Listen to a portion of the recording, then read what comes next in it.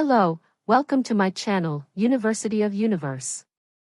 In this video, the researchers explores the perspectives of patients and dental professionals on smoking cessation interventions such as electronic cigarettes, e-cigs, nicotine replacement therapy, NRT, and very brief advice, VBA, provided in NHS primary dental care settings, high street dental practices.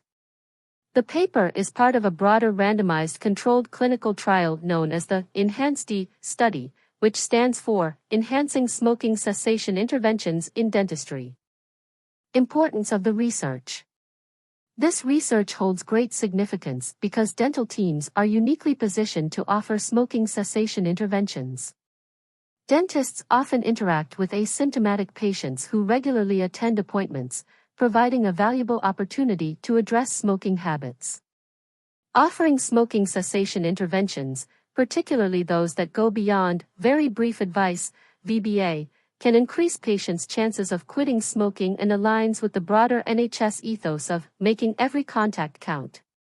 Evidence suggests that a VBA approach can double a patient's chances of successfully quitting smoking. While it is crucial to explore the effectiveness of different smoking cessation interventions and their impact on health, it is equally important to understand patients' and dental professionals' opinions on using these interventions. This understanding can help identify both facilitators and barriers to their potential implementation in NHS high street dental practices. Data collection methods. The research involved conducting interviews with trial participants who were randomized to receive electronic cigarettes, nicotine replacement therapy, or very brief advice interventions. Additionally, the research team explored the views of dental team members and NHS commissioners. Some patients were interviewed around 1 month after the start of the intervention, early, while others were interviewed approximately 6 months after the intervention began, late. Figure 1 in the paper provides more detailed data on this. The analysis was guided by the normalization process theory, NPT, a framework that helps researchers understand how actions and practices become embedded in their social context. This framework consists of several constructs that aid in interpreting how smoking cessation interventions could become integrated into routine dental care.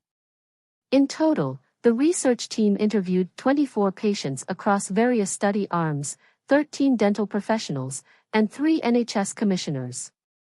Key findings. The following is a brief overview of the study's main findings. The full paper provides a deeper exploration of the themes and sub-themes, all supported by additional evidence. Motivating factors for smoking cessation interventions, NPT, coherence. The NPT construct of coherence helped explain the motivating factors that drove patients to participate in smoking cessation interventions. These factors often related to participants' general and dental health, the financial benefits of quitting smoking, and the convenience of using certain interventions. For example, one patient remarked, "Just having the EC is more beneficial and less harmful for my health than having cigarettes," female, 55+ years, EC, Birmingham. Another participant noted the ease of use of NRT, saying, "It's not obvious, NRT patch.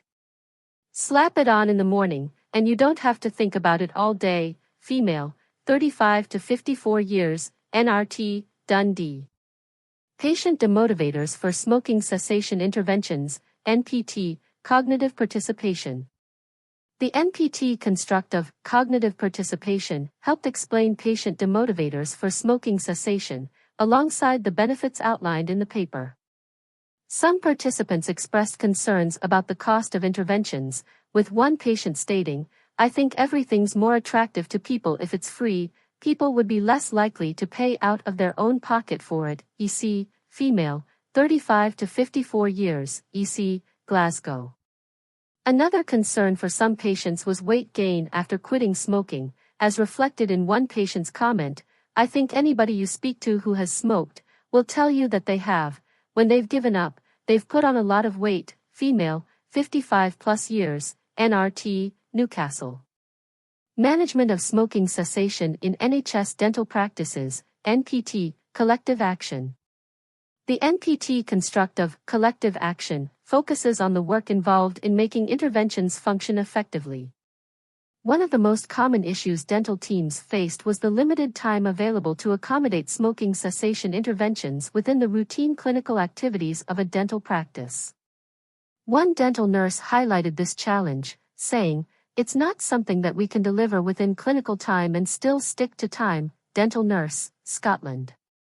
A dentist from Northern England echoed this sentiment, adding that time spent on interventions could reduce earnings, stating, "The more time you spend delivering your intervention, the less time you are earning money.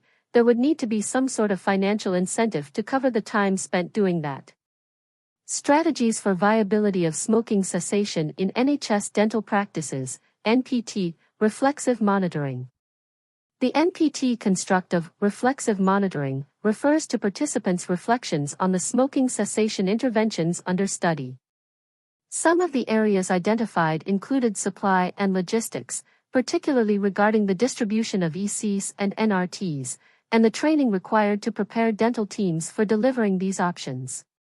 One NHS commissioner emphasized the importance of training, stating, "So, the first thing will be training. You can't just say to them, provide this information. That is a difficult conversation, so use like some form of mentorship. There's a big training program behind this." NHS Commissioner, Southern England.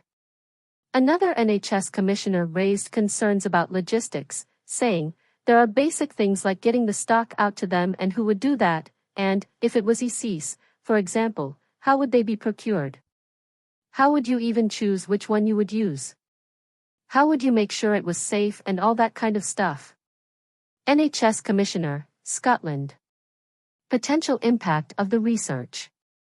The team chose to publish the paper in the British Dental Journal, BDJ, because they hoped the findings would reach a wide audience of dental professionals. By making the paper open access, the researchers aimed to expand its reach to other healthcare professionals, academics, and policymakers both in the UK and internationally. The researchers hope that their findings will help contribute to the growing body of global evidence on smoking cessation and its integration into various healthcare settings, particularly in dental practices. The authors encourage readers to share the paper in the blog post, along with the link to the BDJ paper, with their colleagues to help disseminate the research findings. Acknowledgements. The researchers extend their thanks to all their colleagues involved in the ENHANCE-D trial, particularly Anthony Wake and the co-authors, as well as the many patients who participated in this additional component of the study.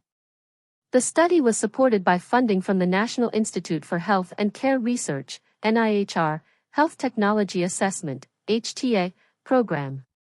However, the views expressed in the blog and the published paper do not necessarily represent those of the NIHR or the Department of Health and Social Care.